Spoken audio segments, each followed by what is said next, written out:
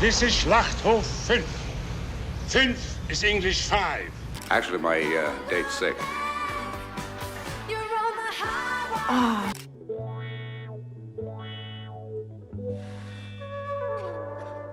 Every year, thousands of people discover a movie that changes how they see science fiction forever. And their first reaction is never joy. It's a total frustration, because the film they just watched came out decades ago, and somehow nobody ever told them about it. That's what this list is. 15 films that time buried and history got wrong. And these are not obscure for a reason. In fact, one of them won an Oscar for Best Actor, and then vanished so completely that most people alive today have never heard its name. Another predicted deepfakes, digital actors, and stolen faces back in 1981, and Hollywood laughed at it. And then there's number 1, a movie made by the most famous director in science fiction history. A name you absolutely know, a film almost nobody has actually watched. It got taken away from him, cut against his will, and the anger from that single betrayal reshaped Hollywood forever. By the end of this video, you'll have a watch list you'll wish someone had handed you years ago. Number 15, Slaughterhouse-Five, 1972. For example, many years ago, a certain man promised to have me killed. In 1969, George Roy Hill directed Butch Cassidy and the Sundance Kid, a film that grossed over $100 million worldwide and turned him into one of the most bankable directors in Hollywood. In 1973, he directed The Sting, which won 7 Academy Awards including Best Picture and Best Director. Between those two massive hits, Hill made a time-travel science fiction film based on one of the most celebrated American novels of the 20th century. Slaughterhouse-Five was produced on a budget of $3.2 million. During production, the film required recreating the firebombing of Dresden during World War II, constructing an alien zoo on a distant planet, and weaving together a fractured timeline that moved without warning between decades of one man's life. Hill shot the film in Prague, at Barrandov Studios, with additional work in Minneapolis. He cast an unknown stage actor named Michael Sachs in the lead role of Billy Pilgrim, a decision that drew no stars and no safety net. Sachs earned a Golden Globe nomination for Most Promising Newcomer. Valerie Perrine made her film debut, and then Slaughterhouse-Five opened, and the box office was dismal. The film ranked 34th among domestic releases that year and disappeared from theaters quickly. Vonnegut himself publicly praised the adaptation, writing that Hill and Universal Pictures had made what he called a flawless translation of his novel. Number 14, Fantastic Planet, 1973.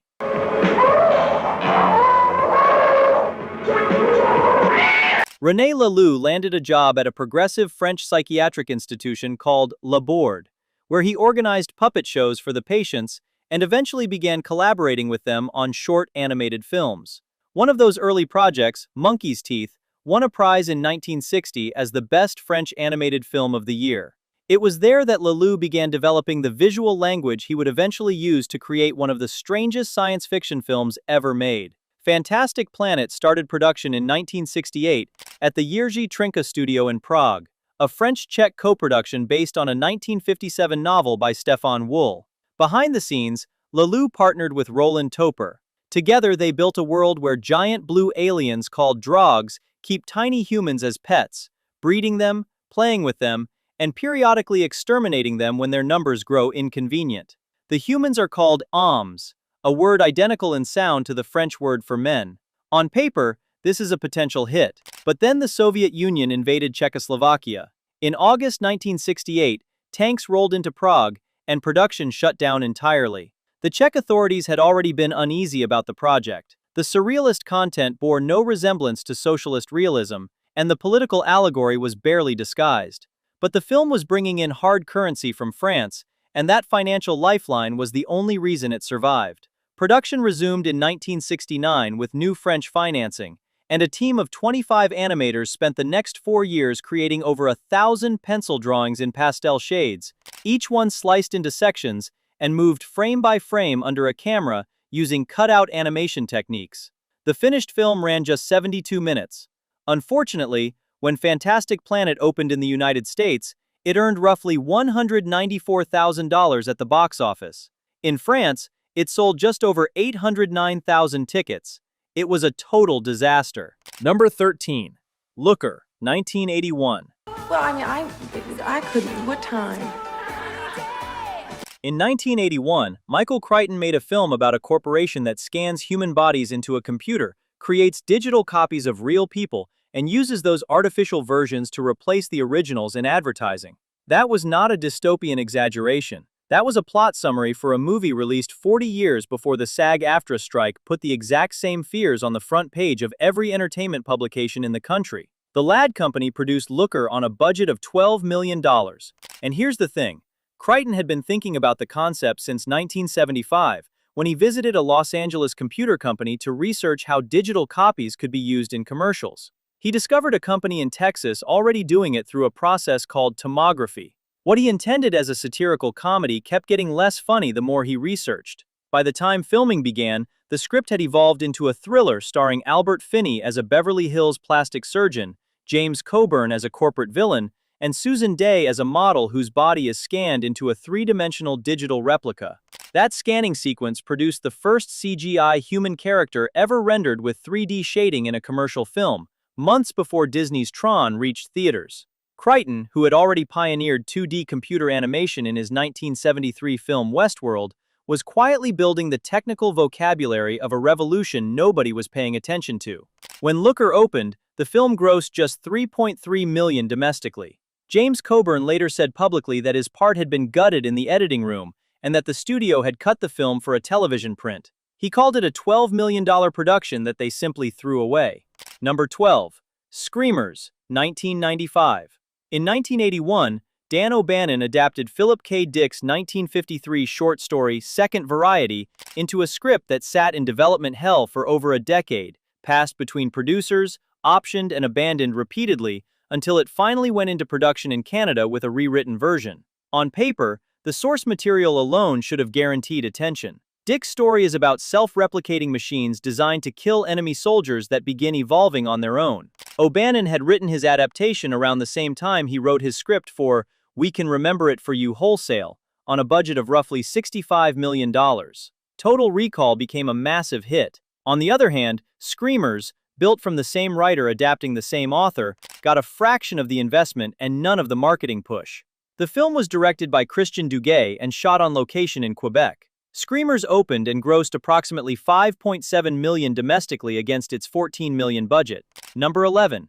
Slipstream, 1989. Slipstream was produced by Gary Kurtz, the man who had helped George Lucas build Star Wars and The Empire Strikes Back before their partnership fractured. By the mid-1980s, Kurtz was in financial trouble. His investments in The Dark Crystal and Return to Oz had underperformed badly enough to force him into bankruptcy in 1985. Slipstream was supposed to be his comeback. So he hired Steven Lisberger, and together they assembled a cast that should have been impossible for a mid-budget genre film. Mark Hamill was offered the role of the antagonist, a ruthless bounty hunter, because Kurtz had always wanted to see him play against type. Bill Paxton signed on as the lead. Robbie Coltrane, Ben Kingsley, and F. Murray Abraham all took cameo roles. Filming began in March 1988 at Pinewood Studios, with a reported budget of $15 million and a planned 10 weeks of shooting. But the production was troubled right from the very start. The original script had been circulating Hollywood for years and went through multiple rewrites. Lisberger brought in writer Tony Caden to reshape the story from what Caden felt was a low-budget Star Wars imitation into something more philosophical. Substantial material was cut before filming even began, and a voiceover introduction had to be added later to explain the story gaps left behind. Slipstream opened in the United Kingdom and debuted at number 3, but quickly collapsed against competition from The Naked Gun and Die Hard.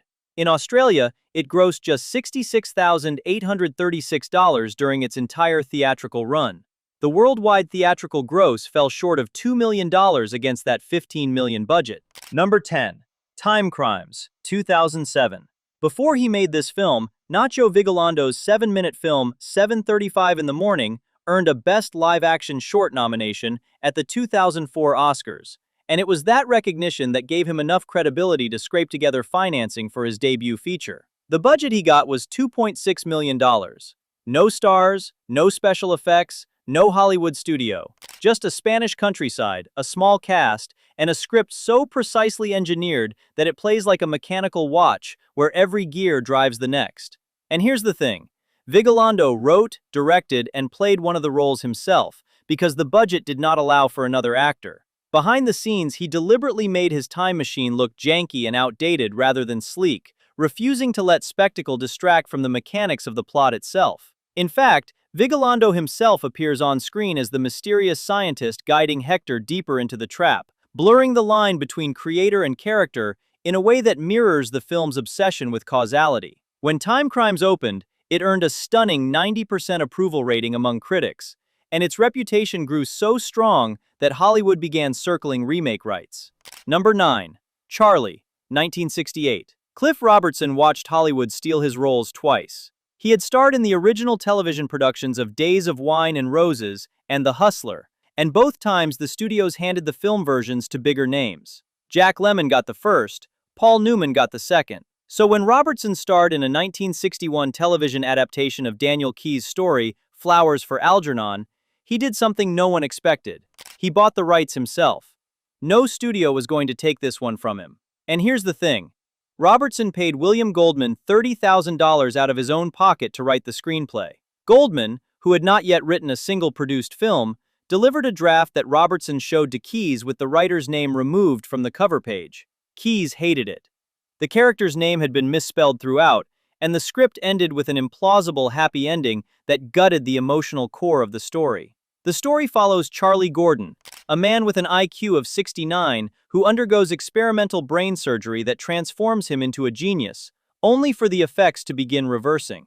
Robertson plays both sides of that transformation, the childlike innocence and the bitter brilliance, in a performance that requires the audience to believe they are watching two entirely different people inhabit the same body. When Charlie premiered in September, it was a hit. The film earned $7.25 million in North American theatrical rentals and another $1.25 million overseas, making it the 16th highest-grossing film of 1968. Number 8. Attack the Block, 2011. 4 years before John Boyega picked up a lightsaber in Star Wars, and 2 years before Jodie Whittaker was announced as the 13th Doctor, both of them were unknown actors in a low-budget British alien invasion film that most of the world never saw. That film was Attack the Block, and it did more to launch two future franchise icons than any casting director in Hollywood. The budget was approximately $8 million. Before production, Joe Cornish wrote and directed the film as his feature debut. He spent months researching real life in South London housing estates, interviewing teenagers and incorporating their actual language into the script. On set, one girl, asked what she would do if she found a strange alien creature, said she would not touch it because she did not want to get chlamydia. That line went straight into the film unchanged. But here's the thing. Cornish was not interested in Hollywood's version of urban life. He wanted the real thing, and his cast delivered it. Boyega, 15 years old during filming, played Moses, a teenage gang leader who evolves from petty mugger to reluctant hero over the course of a single night. The production was backed by Film 4 and Studio Canal, with Edgar Wright serving as executive producer. The creature design began with two men in gorilla-like suits with animatronic jaws, and Swedish effects house Fido spent 4 months adding over 100 digital effects shots, giving the aliens their signature look of pitch-black fur that absorbs all light and bioluminescent jaws that glow in the dark. When Attack the Block opened, it earned roughly $6.2 million worldwide. The film won audience awards at South by Southwest, the Los Angeles Film Festival, and Fantasia. Unfortunately, none of that translated into box office success. Number 7. The 13th Floor, 1999. The 13th Floor was written and directed by Joseph Rusnak and produced through Roland Emmerich's Centropolis Entertainment. It was based on Daniel F. Galloy's 1964 novel Simulacron 3. The budget was $16 million. The cast included Craig Bierko, Gretchen Mol, Armin Mueller-Stahl, Vincent D'Onofrio, and Dennis Haysbert. Not a single marquee name capable of competing with Keanu Reeves. The concept was genuinely compelling. A computer scientist in 1999 Los Angeles discovers that his company has built a perfect virtual simulation of 1937 Los Angeles, populated by digital beings who do not know they are programs. The film handled this idea through noir atmosphere and philosophical tension rather than kung fu and bullet time. But here's the thing. The film did not have the visual spectacle to compete, and critics punished it for that timing. When the 13th Floor opened, the total worldwide gross landed at just $18.5 million. Number 6. Until the End of the World, 1991. Wim Wenders had dreamed of Until the End of the World since 1977. He finally secured funding following the critical success of Paris, Texas, and Wings of Desire, assembling a genuinely massive production budget of roughly $24 million.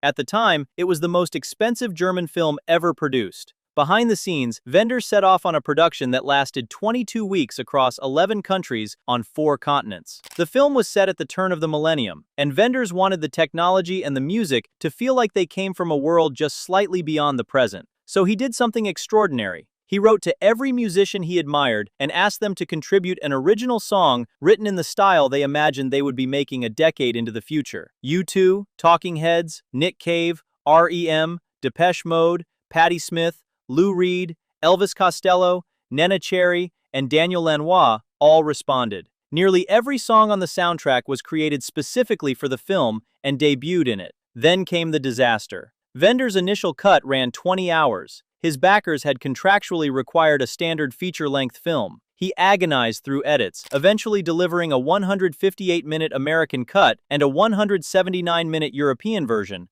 both of which he later called the Reader's Digest versions of the project. In fact, he and his editor Peter Przygota secretly copied the complete film negatives at their own expense and spent the next year assembling a 5-hour director's cut that they screened privately at festivals over the following decade. The truncated theatrical release was a catastrophe. Warner Brothers opened it in the United States in December 1991 on just 4 screens. It grossed under $830,000 total. Number 5. Capricorn 1, 1977. Peter Hyams was a journalist covering the Apollo missions when a thought struck him that he could not shake. The most important event in human history, a man walking on the moon, was verified by exactly 1 camera and almost no direct witnesses. As he later put it, his parents' generation believed that if it was in the newspaper, it was true, and that turned out to be, in his words, nonsense. He wrote the screenplay in 1972, a thriller about a faked Mars landing, and not a single studio in Hollywood wanted to make it. The idea of a government agency staging an elaborate public deception was considered too implausible. Then Watergate happened, and suddenly, everybody believed it. The budget was approximately $5 million. The film's climactic aerial sequence, a chase between 2 helicopters and a biplane, was described by Hyams as one of the most dangerous sequences ever filmed. Preview audiences in multiple cities stood up and cheered during the same moment of the chase. But here's the thing. One of the film's aerial coordinators and stunt pilots, Frank Tallman, died in a plane crash before the film was released. Warner Brothers estimated spending another $5 million on advertising alone. The gamble paid off. Capricorn 1 grossed over $43 million worldwide against its $5 million budget, making it the most successful independently financed film distributed by a major studio in 1978. Number 4. World on a Wire, 1973. Rainer Werner Fassbinder made World on a Wire for West German television in 1973, and for nearly 4 decades afterward, almost nobody outside of Germany could see it. And here's the thing. Fassbinder adapted the film from Daniel F. Galloy's 1964 American novel, Simulacron 3. Made for West German television on a strict budget of roughly 900,000 Deutschmarks, the production ran 212 minutes across 2 broadcast parts. Filmed in Paris because Fassbinder felt the city's cold modernist architecture looked more futuristic than anything available in Germany. Behind the scenes, Fassbinder shot the entire film on 16mm in 44 days during a hiatus from another production, with his frequent cinematographer Michael Ballhaus behind the camera. In the same year, Fassbinder completed 3 other films. That pace was not unusual for him. Between the start of his career and his death in 1982 at the age of 37, he directed over 40 films. World on a Wire originally aired as a 2-part miniseries on ARD, the German public broadcasting network. After that broadcast, it essentially ceased to exist in the public consciousness. Number 3. Brainstorm, 1983. Douglas Trumbull directed Brainstorm on a budget estimated between $16 and $18 million for MGM. Trumbull's concept was a film about scientists who invent a device capable of recording and playing back the full sensory experience of another person. And here's the thing. Before filming began, Trumbull took his key cast and crew to the Esalen Institute in Northern California to prepare them for the psychological territory the film would explore. Principal photography started in September 1981 in North Carolina, at locations including the Elion Hitchings Building in Research Triangle Park and Duke University, before moving to MGM Studios in Culver City for interiors. Then, on November 29, 1981, during a production break, Natalie Wood drowned off the coast of Catalina Island. She was 43 years old. Wood had completed nearly all of her scenes. Only 2 remained. But MGM, already financially strained and nervous about the production, used her death as an opportunity to shut everything down and file an insurance claim. The studio locked every set. Nobody could enter or leave without special permission. Trumbull fought to finish the film. Brainstorm was finally released on September 30, 1983, almost 2 years after Wood's death. It grossed just over $10 million domestically. Trumbull swore he would never direct another Hollywood feature again, and he never did. Number 2. Seconds, 1966. Seconds was directed by John Frankenheimer, who had just completed The Manchurian Candidate and 7 Days in May, 2 political thrillers that tapped into Cold War paranoia with surgical precision. The screenplay, adapted by Louis John Carlino from David Ely's 1963 novel, tells the story of a middle-aged banker who is so deeply dissatisfied with his life that he pays a secret organization $30,000 to fake his death, reconstruct his face through plastic surgery, and give him a completely new identity. Principal photography began on June 14, 1965, on a budget of $2.5 million. On set, cinematographer James Wong Howe shot the film using 7 handheld cameras during certain sequences, including a wine-crushing bacchanal that Frankenheimer staged during an actual annual event near Santa Barbara. In one scene, Frankenheimer got Hudson genuinely drunk. Hudson started crying and could not stop. The footage stayed in the film. Seconds premiered in New York on October 5, 1966, and was a box office failure. The flopped commercially and faded into obscurity for decades. Number 1. THX 1138, 1971. Before Star Wars, before Industrial Light and Magic, before the most profitable franchise in cinema history, George Lucas made a film that nobody wanted to see. It was cold, it was bleak, it was brilliant, and the wound it left on him changed the course of filmmaking forever. THX 1138 began as a 15-minute student film Lucas created while attending the USC School of Cinematic Arts in 1967, titled Electronic Labyrinth, THX 11384EB. It won first prize at the National Student Film Festival and caught the attention of Francis Ford Coppola, who was so impressed that he convinced Warner Brothers to fund a full-length version through his new production company, American Zoetrope. The studio agreed and provided financing as part of a 7-picture deal. The budget was exactly $777,777. Behind the scenes, Lucas shot the film using documentary-style cinematographers who had no experience with Hollywood lighting techniques, which was precisely the point. He wanted the film to look clinical, stripped of warmth, visually hostile. The underground chase near the ending was filmed in a still unfinished segment of the San Francisco Bay Area's BART subway system. Post-production lasted a year, with Lucas editing by day in his Mill Valley home and Murch assembling the film's radical sound design by night. When Coppola presented the finished film to Warner Brothers, studio executives hated it. They demanded the negative and handed it to an in-house editor who cut approximately 5 minutes against Lucas's wishes. The studio then barely supported its release. THX 1138 opened on March 11, 1971, and earned just $945,000 in rentals. It was a commercial disaster. Warner Brothers was so furious that they revoked their entire deal with American Zoetrope and demanded Coppola repay the money already invested in future projects. If you made it this far, drop a comment telling us which film on this list you are watching first. And if you think someone you know needs to see this video, send it to them. We will see you in the next one.